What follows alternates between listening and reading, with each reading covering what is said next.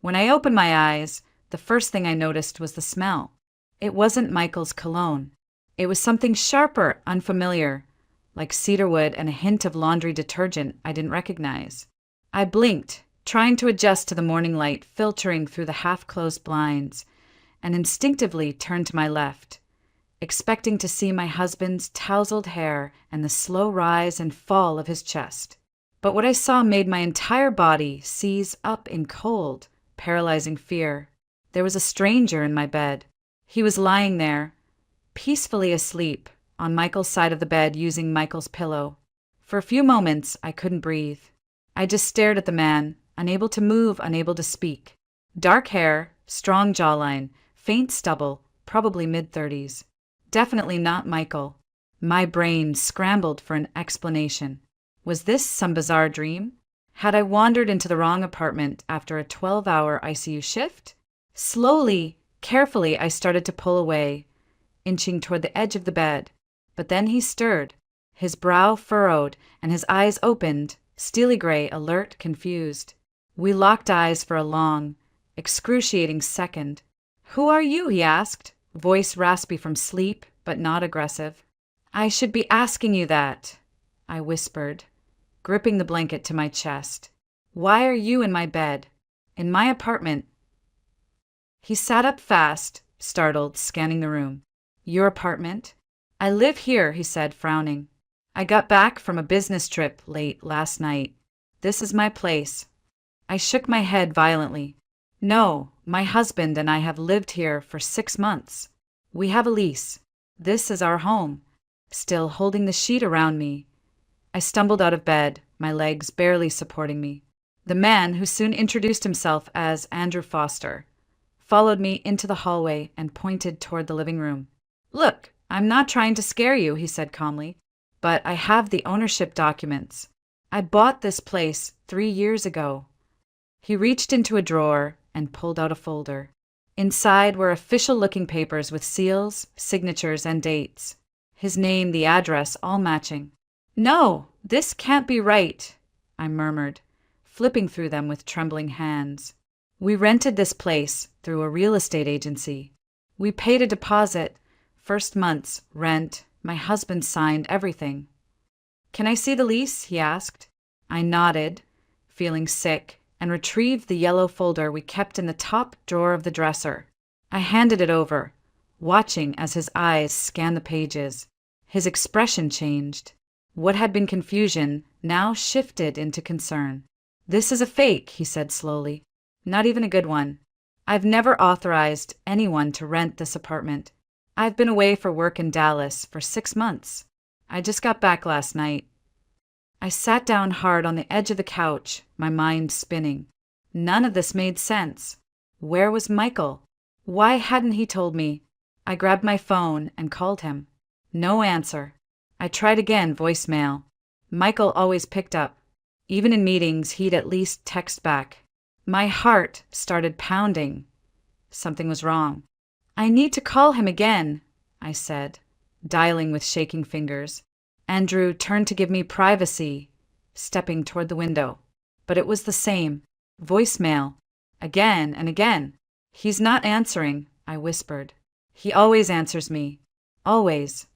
I stood, walked toward the bedroom closet, flung it open, and froze. Michael's suits, his ties, his carefully pressed shirts. Everything was still there. But Andrew stepped beside me and opened the other side of the closet. "These," he said, slowly pointing, "none of these are mine. And my things, they're all gone." I stared at the familiar navy blue blazer Michael wore to important meetings, the striped tie I gave him for our anniversary. How could this be happening? My husband, the man I trusted, had been living in a stolen apartment? Andrew pulled out his phone and made a call. "Roman? It's Andrew. Do you know if anyone was using my place while I was gone?" He paused, listening. 3 months ago, a guy moved in, said he bought the place. He glanced at me. Did he say his name? Another pause. "Michael Russo. Thanks." I sat down again, this time on the floor, my back against the cold wall. The name hit like a brick. "That's my husband." Michael. And for the first time, I felt the full weight of what was beginning to unfold. This wasn't just a mistake. It was a betrayal. I must have sat there for 10 minutes without moving, just staring at the wall. Everything felt unreal. The warmth from the night before, the familiarity of our home, it was all a lie. My stomach churned as I forced myself to stand up and go back into the bedroom. I opened every drawer, every cabinet. Michael's things were there, yes, but only the ones that didn't matter. A few shirts, some socks, a cologne bottle half empty on the dresser. The laptop he always used? Gone. His passport? Gone. Credit cards, bank statements, files? All vanished. The essentials were missing. I opened the nightstand on his side of the bed. That's when I saw it, a plain black folder wedged in the back, hidden beneath some old receipts. I pulled it out, my hands trembling. Inside were documents, strange documents. Fake leases. Photocopies of IDs with different names. None of them his. But the face on each? Slightly altered photos of Michael. Different hairstyles. Different facial hair. Slight tweaks. My throat closed. What was this? There were photos of keys, floor plans of various apartments, notes scribbled in Michael's handwriting, aliases, schedules, dates. My fingers went cold. Andrew, I called, barely able to speak. He stepped into the room, and when he saw what I was holding, his face turned grim. We sat down on the edge of the bed. I laid out the contents of the folder on the comforter. These can't be real. I don't understand. Andrew picked up one document, read silently, then looked at me. He wasn't just squatting here. He's been doing this for a while. This is a system. He's impersonated multiple people, rented or used several places under different names. And from what I can tell, he's good at it. My hands went to my temples. I was trying to breathe, but every inhale hurt. Michael's a real estate agent, I whispered. He knows the industry, the paperwork, the language. He used to talk about finding the perfect deal all the time. I thought it was just his passion for work. I didn't know he was. A knock on the door snapped me out of it. Andrew looked through the peephole. Neighbor, he said. He opened the door. An older woman with kind eyes stood outside. Andy, you're back, she said with a surprised smile. I thought you were still in Texas. I just got in last night, Andrew replied. This is Maria. She's been living here. Can we ask you something? The woman glanced at me with curious concern. Sure, dear. Do you remember when someone moved in across the hall? 3 months ago, a man, maybe mid-30s, dark hair, said he bought the unit. Oh, yes, she nodded. Polite man. Said he just closed on the place. A few days later, I started seeing his wife too. You, I suppose. I gave a weak nod. And lately? Have you seen him? Andrew asked. She frowned, thinking, well, not this week. But 2 nights ago, I saw him with a huge duffel bag. Looked like he was heading out on a trip. At hour 2, around midnight. That's when it hit me. That night, I'd been working a double shift at the hospital. They'd asked me to cover for a sick colleague. I didn't get home until after 2 a.m. He waited until I was gone, until I couldn't come home early. He planned it. As soon as the neighbor left, I turned to Andrew, my voice shaking. He studied my schedule. He always asked about my shifts, when I worked days, when I worked nights, when I had weekends off. I thought it was just him being thoughtful. But now, I see it. Andrew's face darkened. He planned this down to the hour. That duffel bag? Probably full of everything he didn't want to leave behind. He sat down beside me again. Maria, we need to face the truth. Your husband isn't just hiding. He's running. Running from what? From whom? Or from what he's done? I nodded slowly, numbness giving way to a deep, aching fear. The man I married, the life we built together, might not have existed at all. And if that was true, what else had he lied about? I don't remember walking to the kitchen. My body was moving, but my mind was detached, floating somewhere between shock and disbelief. I gripped the edge of the counter just to steady myself. The world around me felt blurry. The apartment, the place I had called home for 6 months, suddenly felt foreign, like a movie set left behind after filming. I pulled out my phone again and stared at Michael's name in my contacts. I didn't dial. I just stared, hoping, somehow, that it would ring and he'd call first. Tell me it was a misunderstanding, that he was coming home. But I knew better. A thought struck me, sharp and terrifying. Our savings, the account we'd built together, dollar by dollar, month by month for 5 years. The account we'd said was for a down payment on our own home someday. I opened my banking app, hands shaking, and stopped breathing. Balance.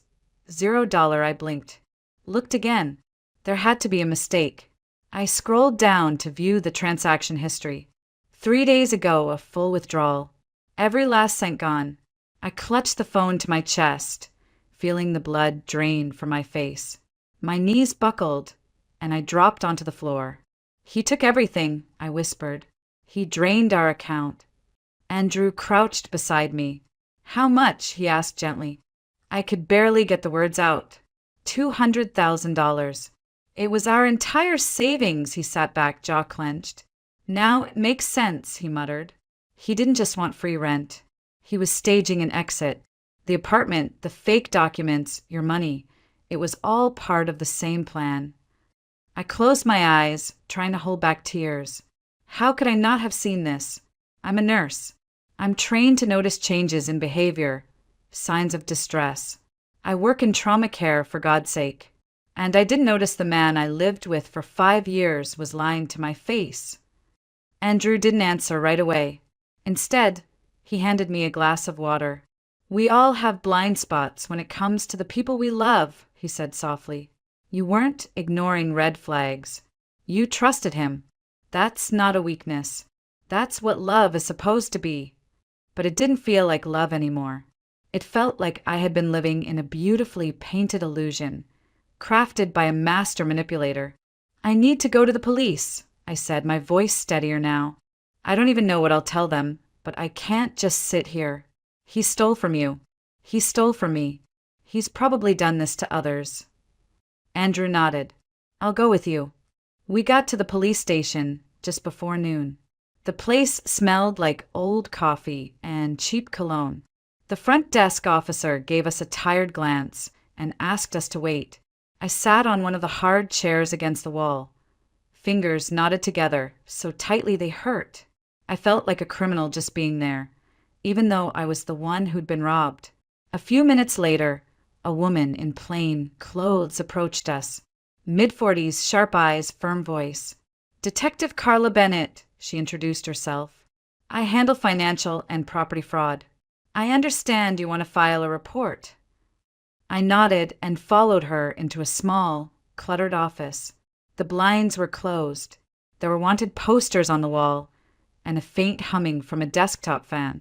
She turned on a recorder and gestured for me to begin. Take your time, she said. Start from the beginning. So I did. I told her everything, from how I met Michael at the cafe by the hospital, how we moved in together, how we'd been married for 5 years, how he brought me to this apartment and said it was a great deal through a friend in real estate, how I'd trusted him with everything. When I finished, she leaned back in her chair. This isn't the first time I've heard something like this, she said. But your case, it's unusually well executed. Whoever this man really is, he's not working alone. These kinds of schemes often involve multiple people. One finds the vacant property. Another handles document forgeries. Someone else lures the target. I was the target, I whispered. I was just convenient. She didn't argue. Andrew pulled out his phone and showed her the photos of the fake leases, the IDs, the notes. Her brows drew together. These look professional. You're lucky you found them. I didn't feel lucky. I felt hollow. Detective Bennett looked me straight in the eye. Right now, all the evidence suggests you're a victim, but we'll still need to verify everything. Interviews, signatures, financial records. This won't be over quickly.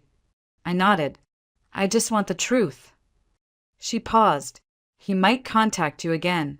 If he does, let us know immediately. Do not engage. As we left the station, I felt a strange calm settle over me. Not peace, but clarity. The kind that comes after a storm has torn everything apart and left you standing among the ruins, forced to look at what's left. And what was left was me. I was still processing everything we'd told the detective when my phone buzzed. Unknown number.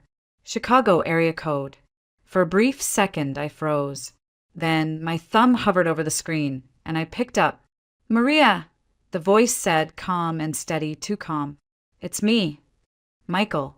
His voice sent a chill through me, not because it was unfamiliar, but because it sounded normal, as if none of this had happened, as if he hadn't just vanished and stolen our life savings and left me sleeping in a stranger's home.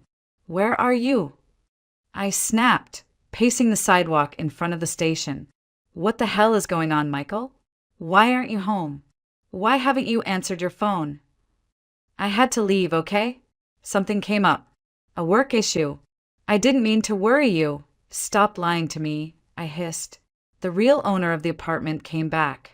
We've discovered everything. The lease? Fake. The money? Gone. Your job? You quit a month ago. So don't insult me by pretending nothing happened. There was silence on the other end. A long one. Then, finally, I can explain, Maria, but not over the phone. Just don't do anything stupid, okay? Don't talk to anyone. Don't go to the police. I'll fix it. I'll be home soon. He said it like a promise, like he still had the right to make promises to me. Don't go to the police? I repeated, Are you serious? That's the first thing I did. His voice shifted. The warmth evaporated. Maria, he said lower now. Firmer. I mean it. You don't know what you're doing. You don't know who you're dealing with. Then tell me, I challenged. Tell me who you are. Because clearly, I've been sleeping next to a stranger for 5 years. The line went dead. I stood there, staring at the screen, heart hammering in my chest. He knows, I whispered when Andrew walked up beside me. He knows you're back. He knows we went to the police. He told me not to talk to anyone, not to do anything stupid. Andrew's face darkened. Then we need to move fast.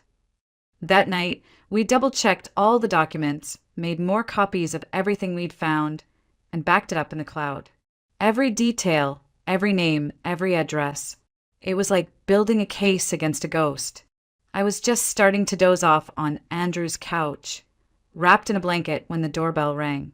My heart jumped. Andrew paused, turned off the music, and walked cautiously to the peephole. Then he stepped back. It's him, he said. My blood turned to ice. Michael. He nodded. He's holding a bouquet of flowers. Of course he was, always with the performance. What do we do? I whispered. We don't open that door, Andrew said firmly. No matter what. The bell rang again. Then, a second time, longer, more impatient. Then came the knock. And then his voice. Maria, I know you're in there. Open the door. I need to talk to you. I walked toward the door on trembling legs, but I didn't answer. His voice grew louder, more insistent. Stop this nonsense. This is ridiculous. I can explain everything. I almost laughed. Explain everything? How do you explain 5 years of lies? Michael, I said from behind the door, how are you planning to explain the forged lease? The stolen money? The double life? There was silence. Then his voice changed. It dropped all pretense. You have no idea what you're getting involved in. Open the damn door, Maria. Now, before things get worse. Andrew stepped forward. If you don't leave right now, he said loudly, I'm calling the police. Michael's reaction was instant and vicious. And who the hell are you, he snapped. You think you know what's going on here? You don't. You're interfering in something that doesn't concern you. This is my property, Andrew replied coldly. And Maria is no longer your concern. You'll regret this, Michael growled. Both of you. Then footsteps. Heavy. Fast. The door to the building slammed shut. I collapsed against the wall, my breath ragged. "He threatened me," I whispered. "My husband actually threatened me." Andrew didn't say anything for a moment. Then he placed a hand on my shoulder. "No, he threatened a woman he no longer controls. That's different." And somehow that made all the difference. I didn't sleep that night. Not really. I lay on the couch in Andrew's living room, wrapped in a soft blanket, listening to the city's distant hum and the occasional hiss of tires on wet pavement. Every sound made me flinch. Every passing headlight made my stomach tighten. It wasn't fear of violence. It was fear of facing the truth, that I'd wasted 5 years of my life on a man who never existed. Andrew brought me coffee the next morning, just like he had the day before. He didn't ask how I slept. He didn't try to make small talk. He just sat beside me at the kitchen table and poured a second cup for himself. That small kindness, silent, steady, meant more than any comforting words could have. After a few minutes, he looked up and asked softly, "What was Michael like in the beginning?" I didn't know how to answer. For a moment, I was afraid even remembering him would somehow give him power. But I made myself go there. "He was charming," I said slowly. "Not flashy, just warm, attentive." He remembered every little thing I said. My favorite music, my shift schedule, how I took my coffee. He always said he was amazed by what I did, how I cared for patients, how I stayed calm in emergencies. I thought it was love. I thought I had finally found someone who saw me. Andrew nodded thoughtfully. Maybe he did, or maybe he saw something he could use. That stung more than I expected. "I feel so stupid," I whispered. How did I not see what he was doing? How could I have been so blind? "You weren't blind," Andrew said. "You were committed. There's a difference. He played a role, Maria. He studied you, your habits, your vulnerabilities. That's not love. That's manipulation." I looked away, blinking back the sting in my eyes. "We had a joint savings account," I said after a pause. Or so I thought. But really, I was just depositing into an account he had full control over. He told me it was easier that way, more efficient for long-term planning. I didn't even question it. He made me feel like I didn't need to. Andrew didn't say, "I told you so." He didn't need to. I was already drowning in shame. But then he added gently, "You trusted someone you loved. That's not something to be ashamed of. That's something to grieve." That word, grieve, hit hard, because it was grief, not just for the money or the apartment or even the betrayal. I was grieving the life I thought I had, the man I thought I knew. Later that afternoon, we took a walk around the block just to get some air. The sky was the color of ash, and the wind carried the scent of rain and distant smoke. Everything looked gray, muted like my thoughts, but moving helped. So did talking. We stopped at a bakery near the corner. Andrew bought us 2 warm croissants and insisted I eat at least half. I didn't have much of an appetite, but I forced myself. The flaky crust and buttery texture reminded me of Sunday mornings, before everything fell apart. "Have you told anyone else?" he asked as we sat on a bench nearby. "Friends? Family?" I shook my head. I don't even know what I'd say. "Hi. It turns out my husband's a con artist, and I've been living in a stranger's apartment for 6 months? They'd think I lost my mind." "Maybe," he said with a small smile, "or maybe they'd think you're a survivor." That word settled in my chest like a slow ember. Survivor. Not victim. Not fool. Not wife of a fraud. Survivor. That night, as I helped Andrew prep dinner, just pasta with marinara and some chopped spinach, I realized something strange. Despite everything, I didn't feel like I was intruding. I didn't feel like a guest. His home didn't feel like a place I was crashing in temporarily. It felt safe. After dinner, we sat with tea in the living room, soft jazz playing low in the background. For the first time in days, my body began to unclench. "Andrew," I said, turning toward him, "thank you for everything. You didn't have to help me. You could have just kicked me out and let me deal with it alone. I'm not that kind of person, he replied simply, and I don't think you should be alone right now. There was no hidden meaning in his voice, no expectation, just quiet understanding, and maybe something deeper waiting. But neither of us rushed it. Not tonight. For the first time since this nightmare began, I allowed myself to hope. Detective Bennett had told me 2 days earlier that the net was closing in. Michael's aliases had matched multiple open cases across state lines. One of her contacts at the FBI even mentioned surveillance footage showing him at another property in Denver. That night, I lay awake wondering, when cornered, would he vanish completely or come crawling back like a man with nowhere left to run? I saw him again 3 days later. I had just come back from the hospital after meeting with HR to file for an extended leave. The air outside was cold and sharp, biting through my coat, and all I could think about was getting upstairs and slipping into the warmth of Andrew's apartment. But when I reached the building's front steps, I saw him. Michael. He was sitting on the concrete steps like a man with nowhere left to go. His clothes were wrinkled, his face unshaven, eyes bloodshot. The confident smile he used to wear like armor was gone. In its place was something raw, almost pitiful. "Maria," he said, standing as soon as he saw me. "Thank God." I didn't say a word. I didn't have the strength to yell. I just stared at him.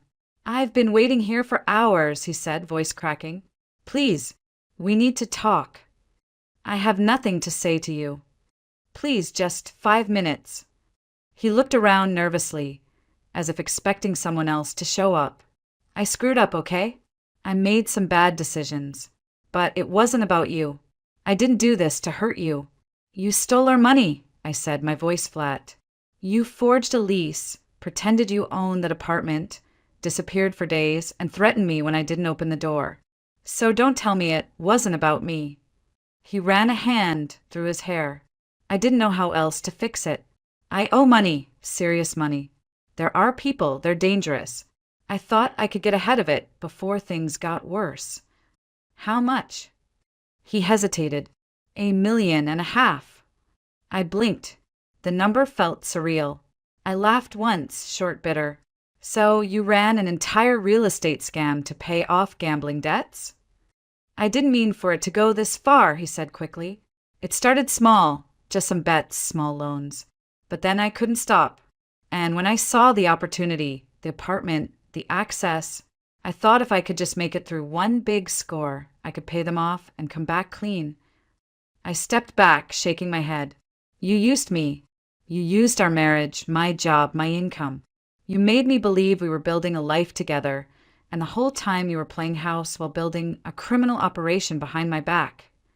"I didn't want to bring you into this," he said, voice rising with frustration. "That's why I tried to handle it alone." "You emptied the savings account," I said, "the one we built together. That wasn't handling it. That was betrayal." He looked desperate now, eyes scanning mine for something. Maybe sympathy, maybe permission. "I need help," he whispered. "If I don't pay them back, they'll come after me. After you." And there it was, the threat dressed up as concern. "Let me guess," I said, arms crossed. "You want me to take out a loan.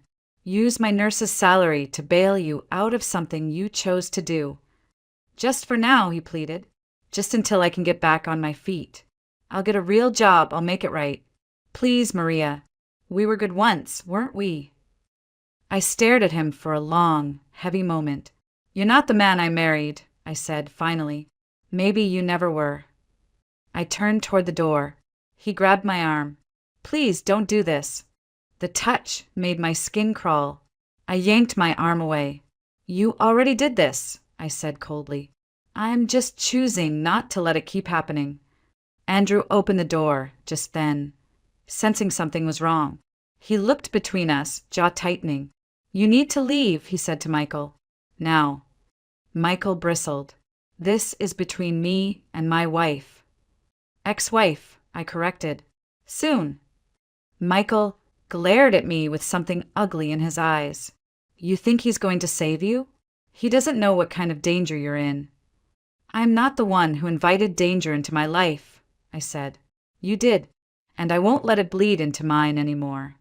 He stood there for a second longer, fists clenched, breathing hard. Then he turned and walked away, disappearing down the sidewalk like a shadow finally giving up the shape of a man. Back inside, I collapsed into a chair and buried my face in my hands. Did I do the right thing? I whispered. Andrew crouched in front of me. Yes, absolutely. But what if he's telling the truth? What if those people come looking for him, and for me? Then we go to the police again. We stay smart, and we don't give in to fear. I looked at him, at the calm in his face, the steadiness of his presence, and for the first time in a very long time, I didn't feel alone. 3 weeks later, I sat in the courtroom. Michael didn't look at me when they brought him in. His suit was wrinkled, his face gaunt. I watched as he kept his eyes fixed on the floor, hands folded tightly in front of him. He looked like a man unraveling. And in truth, that's exactly what he was. The investigation had moved quickly once Detective Bennett connected the dots. Turns out Michael had been running similar scams for years, always with different names, always in different cities. Chicago was just his latest stop. The apartment, the fake job, even our marriage, it had all been part of a long con, threaded through charm, forged documents, and stolen identities. I gave my testimony calmly, clearly. The judge listened. So did the DA. No one interrupted. When I finished, I stepped down, walked past the defendant's table, and didn't look back. After the hearing, I didn't feel victorious. I felt empty but lighter. The weight was shifting. Not gone, but shifting. That night, back at Andrew's apartment, the place I now called home, I made tea, curled up on the couch, and opened my laptop. For the first time in weeks, I wasn't checking bank statements or police emails. I was opening a blank document. I didn't know what I was writing yet. Maybe it was a journal. Maybe it was a letter to myself. Maybe it was the start of something entirely new. But the cursor blinked, waiting patiently, and I let the words come. 3 days later, I found an envelope taped to the door. No return address. Just my name, written in sharp, almost angry letters. I opened it, slowly, heart pounding. Inside was a single note, handwritten. "You destroyed everything. Hope it was worth it." There was no signature, but I knew exactly who it was from. I called Detective Bennett. She sent someone to collect it. I wasn't scared, but I was done letting fear take up space in my life. "It's likely just a final power play," she told me over the phone. "A way to remind you he's still thinking about you. But that doesn't mean he still owns any part of your story." She was right, because that part of my life, the part where I kept looking for love in the face of danger, where I mistook obsession for devotion and silence for stability, was over. I was no longer a woman who flinched at every doorbell or second-guessed her instincts or let someone else define her worth. I was building something new now. Not just a home, not just a career, a self. Andrew helped. Quietly, patiently.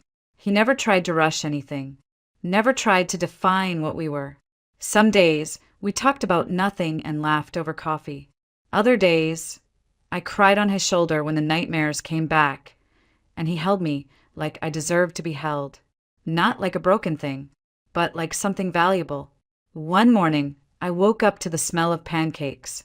I followed it to the kitchen and found him flipping the last one, a towel slung over his shoulder, hair a mess. "You cook?" I asked, smiling despite myself. "Only under extreme emotional blackmail," he said with a grin. I sat down at the table, and he brought me a plate without asking how many I wanted. He just knew, and I realized maybe healing doesn't always come with a grand revelation.